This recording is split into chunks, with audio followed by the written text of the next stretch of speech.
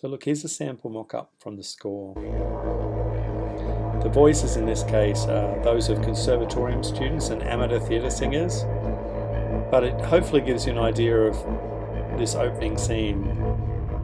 So here's Pemulwuy busking in front of the Opera House at the beginning.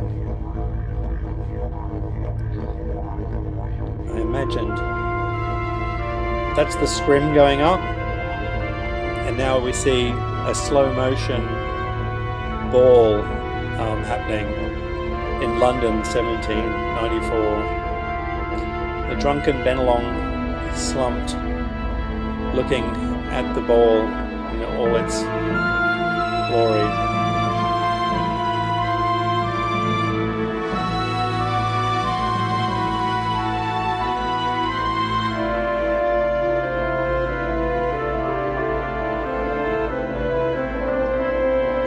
Chorus starts singing.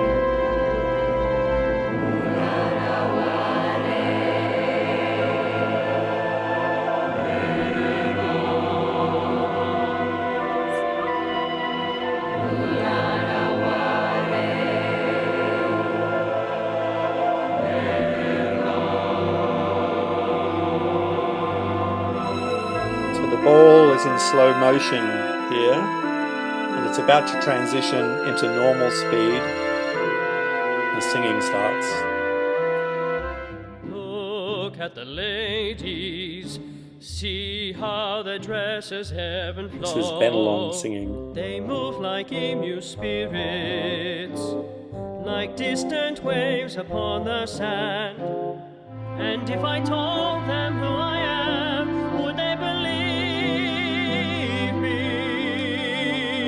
Just going to pause there just to point out that the voices, even though, I mean, this voice is too operatic from what I was imagining. I imagined more of the Aboriginal voices to be more popular, more pop sounding than this.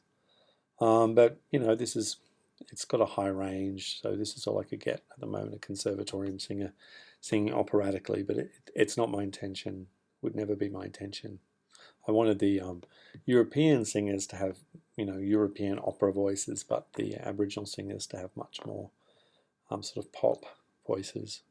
Many of these Bennelong, it has some really good dance sequences in the opera as well, where European is contrasted with ancient Australian dance, which helps define the sort of dichotomies of the story. So here's an example coming up. This is from scene 2, a Bora ring at Sydney Cove, where the Eora are holding a coming of age initiation, where they used to knock the front tooth out of the young men. So here we've got the dog and kangaroo dances in progress to imbue the men with the powers over their dogs to help them hunt and kill. But then the dance darkens as the white cockatoos, which they're talking about, which is the first fleet, arrive in a great storm, which really happened. As the invaders drink and fornicate on the beach, the smallpox dance destroys the Eora.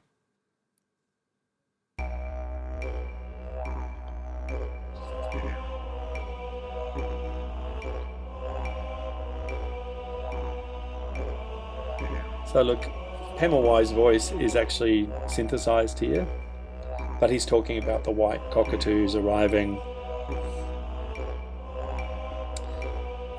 and the language is actually derived from early impressions of the original Eora language from William Dawes, from his diaries.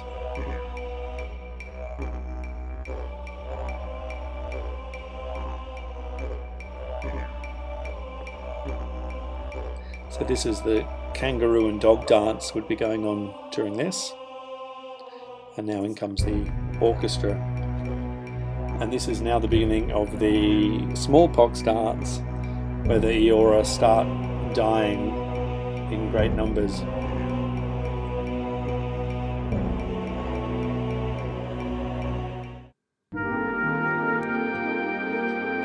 So the spell's broken. The initiation ends. Barangaroo steals Bennelong away to a billabong where they make love under the stars.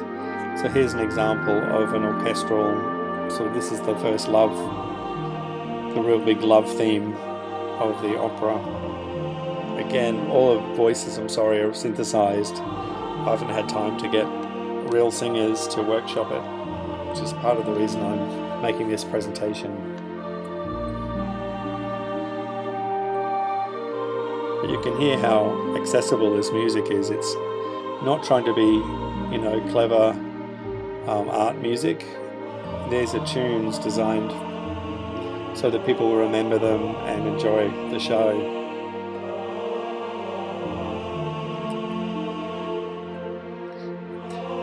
Granted, the synthesized voices sound awful, so I'm going to keep moving.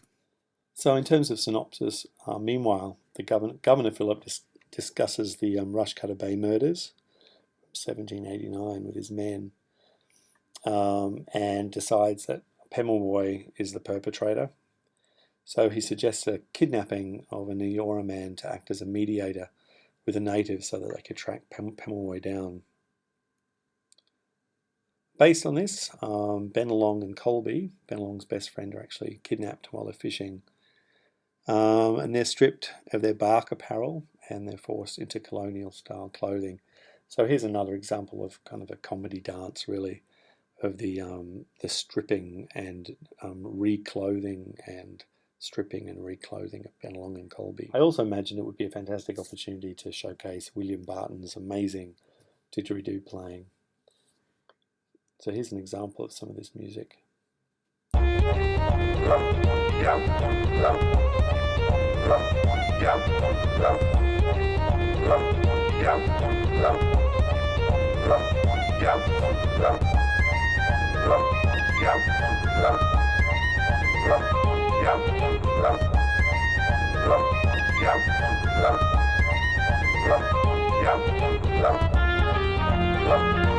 So Bennelong, Colby and the Governor wine and dine together. Bennelong really warms to the Governor while Colby shuns him, thinking that his food and drink is poisoned. This really happened. Later that night, Colby escapes as Bennelong sleeps in the Governor's arms. So, I mean, there were hints that Governor Philip might have been homosexual. So there's this kind of hint running through the opera as well that Governor Philip was actually very much in love with Bennelong.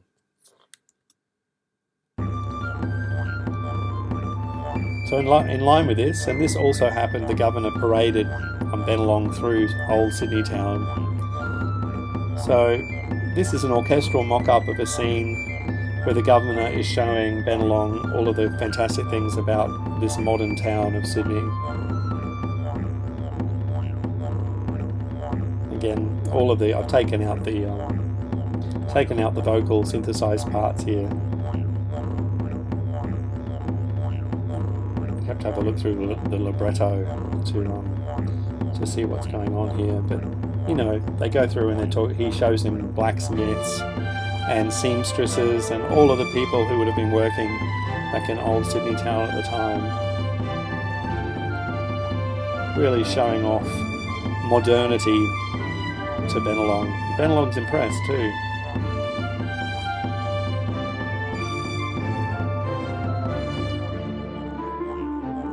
So Barangaroo infiltrates the Governor's house to let Bennelong know that she's pregnant and he has to come away with her.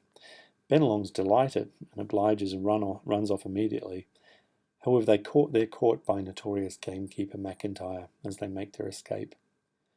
So McIntyre was very much well known as a bit of a bad figure in this period. He was supposed to have shot and killed many a native. So in this scene, Barangaroo is near raped but is rescued by Pemulwuy, who spears dead McIntyre and his henchmen. Again, this is based on a real on his history. McIntyre and his henchmen were in fact murdered, apparently by Pemulwuy. Whether Barangaroo and Bennelong had anything to do with it is probably unlikely, but it certainly makes for a nice end to the first act.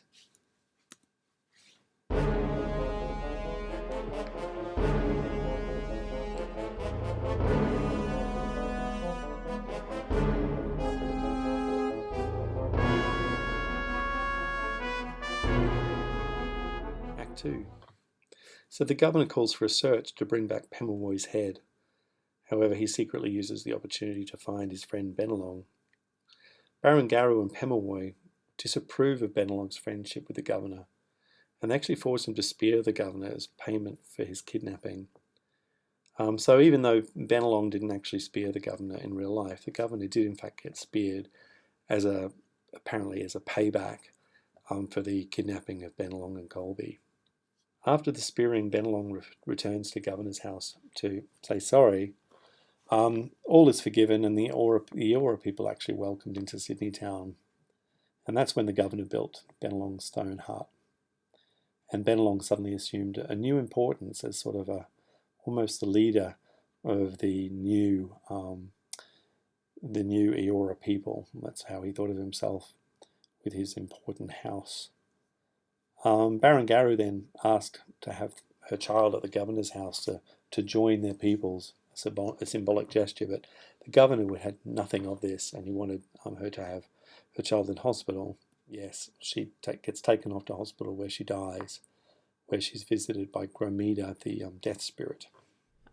I am cold and filled with fear. Now this is just an example of Barangaroo's death aria. Hundreds of spirits here. And it's sung by one of my students the here. Spirits of the And you can hear that it's sung in a much more I feel them wailing all around sort of way, me, which is really how I envisage the voices of the Aboriginals. I can feel Gromanda's eyes gazing upon me now. He beckons me to him, and all the world is far away. So the death of Barangaroo signals the end of Act 2. Act 3 begins with back in London again, at the same ball in 1794. After the ball, Arthur Phillip urges Bennelong to return to Australia and leave Arthur Phillip. So on Bennelong's return, Sydney is actually on fire. Pemulwuy's people set fire to the town. Bennelong is shunned as a drunk by the whites and a traitor by the blacks. From the ruins of his stone hut, he looks out into the bay and he sees Colby and Colby's wife fishing. Meanwhile, the troopers are hunting down Pemulwuy. In a drunken stupor, Bennelong believes Colby is fishing with the ghost of Barangaroo. Bennelong fights with Colby and draws his pistol, but just in the nick of time, Pemulwuy raises his spear. There's a gunshot. Pemulwuy falls dead at Bennelong's feet. So the death of Pemulwuy and Bennelong weren't actually connected, but it makes for a pretty thrilling ending to the opera. As the troopers move in to drag away Pemulwuy's body, a stunned and shamed Bennelong wades slowly out and disappears into the bay. Bennelong actually didn't die until 1813, where he'd become very good friends with James Squire, the first brewer in old Sydney town, where he was apparently found drowned in a vat of beer. So that was how Bennelong actually died, and I suppose the wading out into the bay kind of is meant to represent this sort of shameful drowning. So here's the final scene. This is Colby and Bennelong fighting.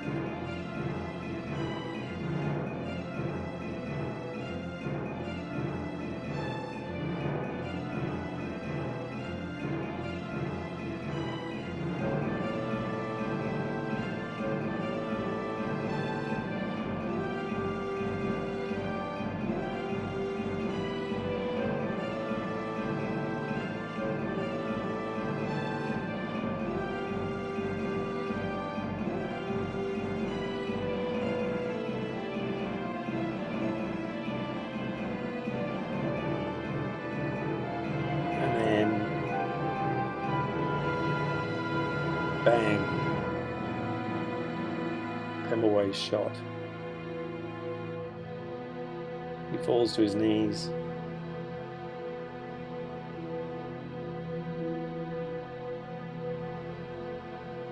And he slumps onto the ground.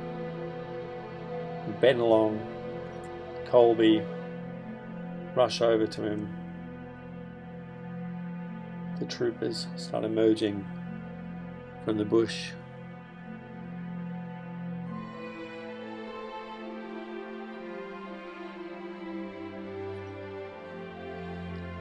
And as they drag Pemulwuy's body away, Bennelong starts wading out into the bay.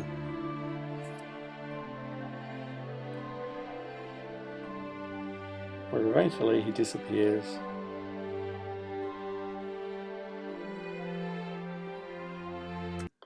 Anyway, so that's the opera. What have I written here? Bennelong is commonly referred to as the first bush politician, but his self-serving ambition and subsequent willingness to assimilate with the invading English was at odds with many of the Eora, including Pemulwuy, who was willing for war, and that is the central conflict of the opera.